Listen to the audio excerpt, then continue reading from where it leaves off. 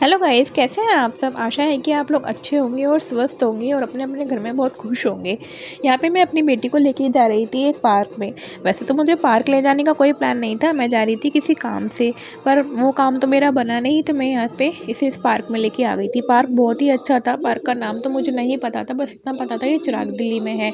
यहाँ पे आने के बाद तो मेरी बेटी का खुशी का ठिकाना ही नहीं था। इसको ना पार्क जाना बहुत अच्छा लगता है। पार्क जाना अच्छा नहीं लगता, पार्क में जो झूले होते हैं ना, वहाँ पे झूलना बहुत अच्छा लगता है, इसलिए वहाँ जाने के लिए बोलती है।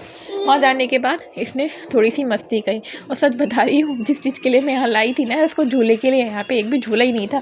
जो भी झूले थे सब टूटे फूटे ही झूले थे। फिर भी मैंने इसको इस वाले झूले पे बिठा दिया था, और मैं इसको झूले पे जितना भी झुला रही थी ना, ये कहती माँ और तेज़ झुलाओ और तेज़ झुलाओ।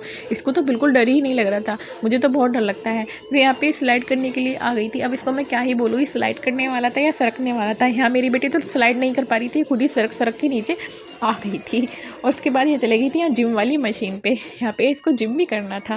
फिर ये यहाँ पे आई, इसके पीछे पीछे ना एक छोटा सा बाबू आ गया था, इसको भी यहाँ पे ये करना था। फिर इसके दादाजी थे साथ में, इसके दादा ने इसको नहीं करने दिया क्योंकि वो भी बहुत छोटी है, वो गिर जाती। और ये बहुत ही क्यूट थी, बहुत ही प्यारी थी, और इसके दादाजी भी बहुत ही अच्छे थे। यहाँ पे मेरी बेटी ये गोल गोल घुमाने के लिए आ गई थी, इसको पता नहीं क्या बोलते हैं।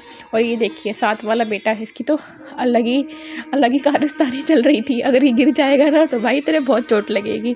फिर ये आ गई थी यहाँ पे जितने भी दोस्त थे ना इसके, मतलब दोस्त इसके जान पहचान वाले थे तो नहीं थे, पर यहाँ पे आने के बाद ये अच्छे अच्छे इसके भाई सारे दोस्त बन गए थे। सारे के सारे जितने भी इसके दोस्त थे ना यहाँ पे, ये सबके सब बड़े अच्छे से इसको ट्रीट कर रहे थे, छोटी बहन की तरह। और ये सच में बहुत अच्छे भाई थे, बड़े प्यार से इसके साथ खेल रहे थे। यहाँ पे इसने खूब मस्ती की। मस्ती करने के बाद मैंने इसको बोला बेटा आप घर भी चले, तो इसको तो घर जाने का मन ही नहीं था।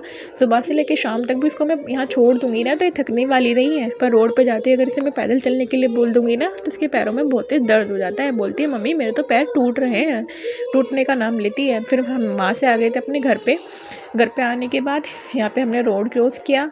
रोड क्रॉस करके सीधे हम पहुँच गए थे अपने घर, यानी कि इसके नाना नानी के घर में गई थी अपने पीहर।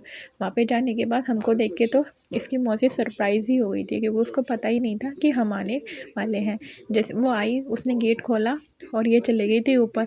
और आजकल तो पता है क्या होता है, जब से मेरी बेटी हुई है मेरे को तो कोई पूछता ही नहीं है। अगर ये आ गई ना तो बस सब इसी पे ही ध्यान देते हैं, मेरे को तो कोई देखता ही नहीं है, मैं खुद ही चली जाती हूँ।